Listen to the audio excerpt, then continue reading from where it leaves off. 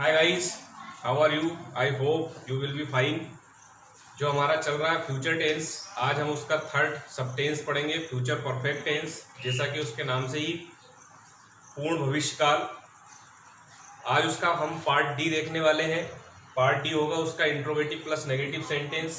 जैसा कि गाइस हमने इससे पहले भी बहुत सारे जैसे जो सब टेंस पढ़ चुके हैं इंट्रोगेटिव प्लस नेगेटिव, ठीक उसी क्रम में ये भी सिर्फ इसकी जो हेल्पिंग वर्ब है उसके साथ इसका फॉर्म थोड़ा सा जो है चेंज होता है।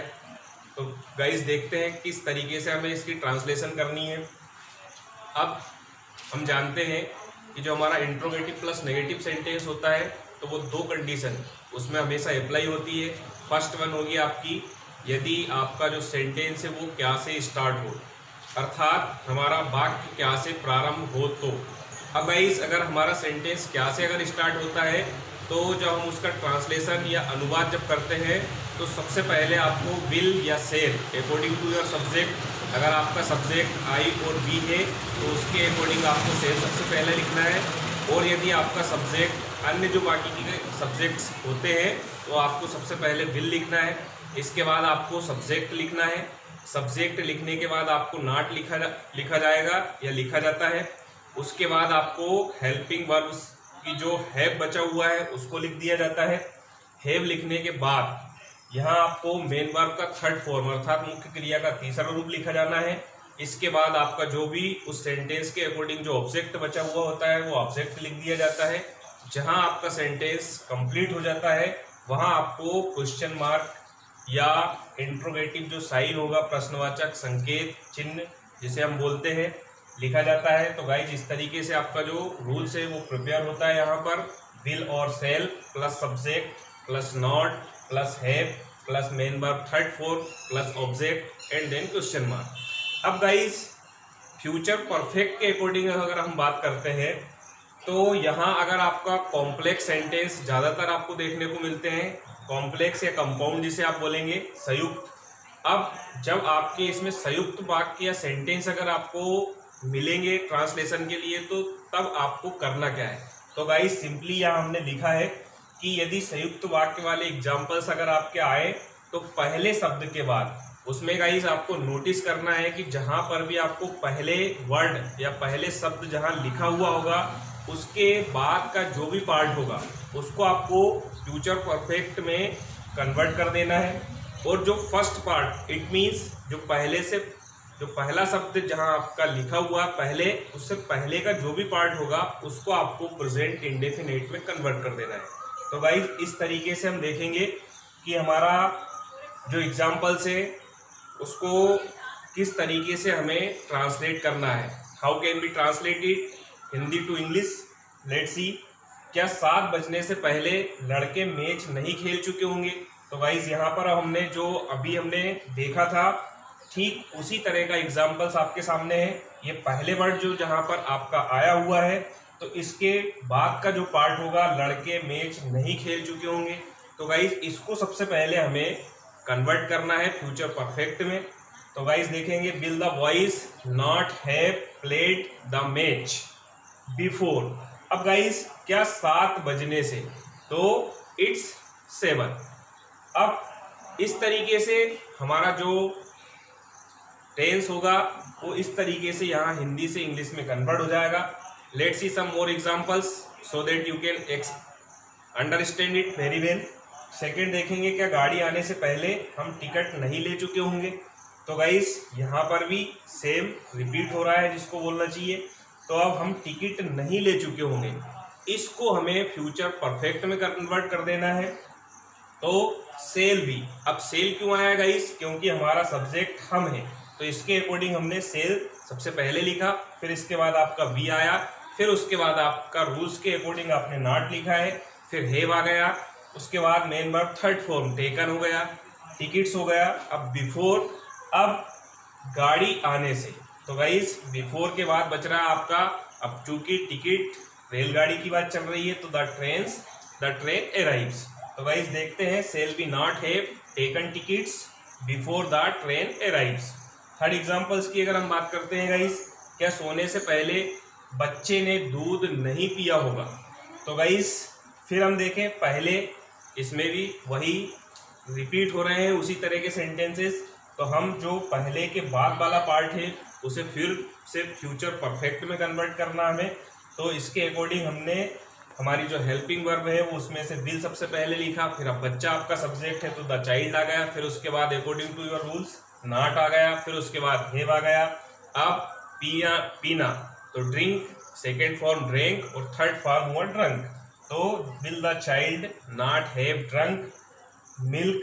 अब बिफोर, अब सोने से पहले, तो सोना जिसको बोलना चाहिए। अब बच्चे की बात है तो यहाँ सब्जेक्ट आ चुका है तो यहाँ उसका हमें ऑब्जेक्ट लिख देना है ही एंड देन स्लीप्स। तो गाइस देखते हैं, will the child not have drunk milk before he स्लीप्स। क्या बच्चा सोने से पहले दूध, या बच्चे ने सोने से पहले दूध नहीं पिया होगा। गाइस अब देखते हैं इसका सेकेंड, कि यदि प्रश्नवाचक शब्द वाक्यों के बीच में अगर आए तो गाइस सिंपली अगर इंट्रोगेटिव वर्ड अगर वाक्यों के बीच में अगर आते हैं तो हमें किस तरह से इसका ट्रांसलेशन किया जाना है। तो जहाँ पर भी प्रश्नवाचक शब्द अगर वाक्यों के बीच में आते हैं तो आपको उस वर्ड की, अर्थात जो इंट्रोगेटिव वर्ड होगा आपका, उसकी जो भी ट्रांसलेशन या मीनिंग होती है उसको आपको सबसे पहले लिख देना है। और उसके बाद सिंपली जो आपका रूल फर्स्ट है, इससे पहले गाइस जो हमने देखा है कि हमारा सेंटेंस क्या से अगर स्टार्ट हो तो उस रूल्स को उस इंट्रोगेटिव वर्ड के बाद आपको पुटअप कर देना है, और इस तरीके से आपका सेकेंड जो रूल्स होगा वो कंप्लीट हो जाता है। तो किस तरीके से, यदि प्रश्नवाचक शब्द अगर वाक्यों के बीच में आए तो सबसे पहले इंट्रोगेटिव वर्ड या प्रश्नवाचक शब्दों की जो ट्रांसलेशन है उसको सबसे पहले लिख दिया जाएगा। इसके बाद आपका जो हेल्पिंग वर्ब से विल और सेल होगा उसको लिखा जाता है, फिर उसके बाद आपका सब्जेक्ट लिखा जाता है, फिर नॉट लिखा जाता है, फिर हैव लिखा जाता है, मेन वर्ब का थर्ड फॉर्म लिखा जाता है एंड देन ऑब्जेक्ट। तो इस तरीके से देखेंगे गाइस हमारा सेकेंड रूल्स यहाँ पर प्रिपेयर हो जाता है। तो अगर उसको हिंदी में अगर आप यहाँ एक बार फिर से समझे, प्रश्नवाचक शब्द हुआ आपका सबसे पहले, फिर विल और सेल हुआ, फिर कर्ता आया, फिर नॉट आया, फिर उसके बाद हैव आएगा, फिर मुख्य क्रिया का तीसरा रूप, फिर कर्म एंड देन क्वेश्चन मार्क। अब लेट्स सी सम एग्जांपल्स। अध्यापक के आने से पहले कौन तुम्हारे पुत्र को दंड नहीं दे चुका होगा। तो गाइस यहाँ हम फिर से देखें कि इसमें इंट्रोगेटिव वर्ड जो है आपका वो है हु, कौन। तो उसे आपको सबसे पहले लिख देना है। आपने लिखा हु, उसके बाद विल, फिर नॉट, फिर हैव। अब दंडित करना, सजा देना, तो पनिश का थर्ड फॉर्म हुआ पनिश्ड। अब आपके बेटे को टू योर सन, अब बच रहा है अध्यापक के आने से, तो before the teacher comes. Second examples की अगर हम बात करें, आपके आने से पहले मैं अपना कार्य कैसे समाप्त कर चुका हूँगा। तो गाइस इसमें देखेंगे हम हमारा जो इंट्रोगेटिव वर्ड है वो कैसे, तो उसकी जो ट्रांसलेशन है या मीनिंग है उसे हमने सबसे पहले लिखा हाउ, फिर उसके बाद लिखा हमने सेल, आई, फिर not, have, finished my work before you come. आपके आने से पहले मैं अपना कार्य कैसे समाप्त कर चुका हूँगा। थर्ड एग्जाम्पल्स की अगर हम बात करते हैं, सूरज छिपने से पहले कितने लड़के यहाँ नहीं आ चुके होंगे। तो गाइज यहाँ पर जो इंट्रोगेटिव वर्ड होगा वो कितने, तो आपने सबसे पहले कितने लड़के, तो आपका पूरा का पूरा ही जिसको बोलना चाहिए जो इंट्रोगेटिव वर्ड में आया वो, तो आपने सबसे पहले लिखना है हाउ मेनी बॉयज। उसके बाद आपने विल लिया, फिर उसके बाद आपको नॉट लगाना है, फिर हैव लिया, मेन वर्ब की थर्ड फॉर्म, तो जो हमारा आना है कम, केम, कम, तो थर्ड फॉर्म कम ही रहेगा। अब यहाँ के लिए हैव हुआ। अब सूर्यास्त से पहले, तो बिफोर द सनसेट्स या सनसेट्स। तो भाई इस तरीके से अगर हम बात करें तो हमारा जो फ्यूचर परफेक्ट टेंस है, पूर्ण भविष्य काल है, उसका इंट्रोगेटिव प्लस नेगेटिव इस तरीके से इस स्ट्रक्चर के द्वारा यहाँ कंप्लीट होता है। तो you have to notice that कि जहाँ पर भी अगर हमारा जो सेंटेंस है वो अगर कॉम्प्लेक्स या कंपाउंड रूप में अगर जैसे अगर आता है, तो आपको जो भी बिफोर वर्ड होगा उसके बाद का जो पार्ट होगा उसको आपको you have to change it future perfect tense and first part change it present indefinite. तो गाइस जो हमने अभी तक हमारा जो कारवा रहा वो यहाँ आज पहुँचा है।